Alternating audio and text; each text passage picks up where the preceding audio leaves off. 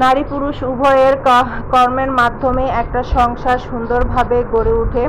পুরুষেরা বাহিরে কাজ করলে ও তাদের একটা ছুটি আছে প্রত্যেক সপ্তাহে, কিন্তু ঘরে যে মা বোনেরা কাজ করে তাদের কোনো ছুটি নেই।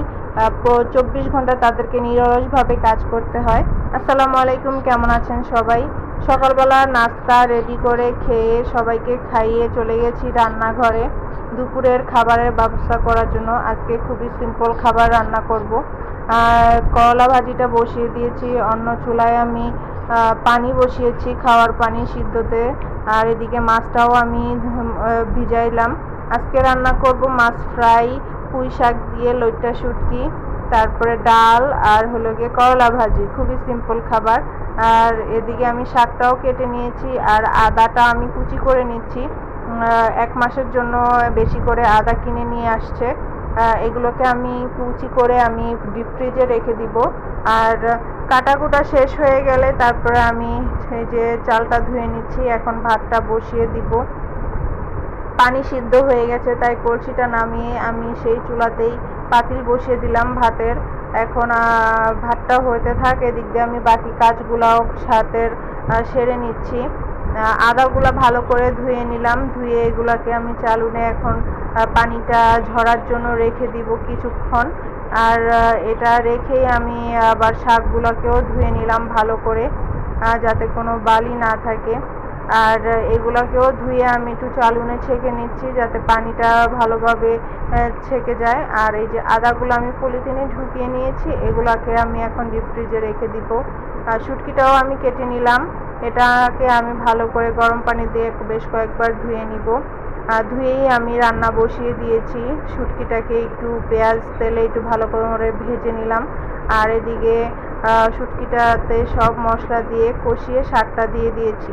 শাকটা কিন্তু আমি সব মশলা তেল দিয়ে আগে মেখে 10 মিনিট রেখে দিয়েছিলাম। তারপরে আবার শুটকিটা মশলায় কষিয়ে মাখানো সেই শাকটা, হাতে মাখানো শাকটা দিয়ে দিয়েছি। আর এদিকে আমার ভাতটাও হয়ে গেছে। ভাতটা মার গেলেই আমি চলে গেছি কাপড় ভিজানোর জন্য। বাসি কিছু কাপড় ছিল, ওগুলো ভিজিয়ে দিলাম। আর এই যে দুটো পেয়ারাও কেটে নিলাম। দুপুরটা আমি একটু টক টক ঝাল এগুলো খেতে একটু ভালো লাগে, তাই লবণ মরিচের সঙ্গে নিয়ে নিয়েছি। পেয়ারা লবণ মরিচ দিয়ে খাবো। আর তরমুজও ছিল, মানে এগুলা যেন খেলে একটু তৃপ্তি লাগে দুপুরবেলা। আর তরমুজ পেয়ারা খাওয়া শেষ করে আমি একটু লেবু বা শরবত বানিয়ে নিচ্ছিলাম।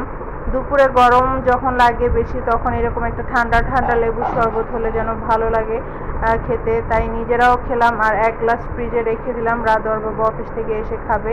বারান্দায় কিছু শুকনো কাপড় ছিল, এগুলোকেও আমি গুছিয়ে নিলাম। আর এই যে মাছটাকে আমি মশলা দিয়ে মেখে রেখেছি, খাওয়ার আগে দিয়ে ফ্রাই করে নিব। আর এই যে এগুলা দেখছেন তরকারি খোসা, এগুলো আমি ফেলে দেই না, রেখে দিয়েছি। এগুলো আমি এই যে টবটাতে আমি এখন এগুলো রেখে দিব। এই টবটা আমি ভর্তি করব এই তরকারি খোসা দিয়ে, তারপরে উপরে মাটি গোবর দিয়ে আমি এর ভিতরে গাছ লাগাবো। এই যে বেডটা দেখতেছেন ইট দিয়ে আমি বানিয়েছি, এটাও পুরোটা বেড আমি তরকারি খোসা দিয়ে ভরেছি। এখানেও আমি গোবর দিয়ে তারপরে মাটি দিয়ে গাছ লাগাবো। আর এই যে আমার করলা গাছ, কি সুন্দর করলা ঝুলছে। সকাল থেকে এই পর্যন্ত নিরলসভাবে কাজ করে যাচ্ছি, একটুও জিরাইতে পারি নাই। তাই ছাদে এসে মৃদু শীতল বাতাস দেখে একটু বসেছিলাম জিরানোর জন্য।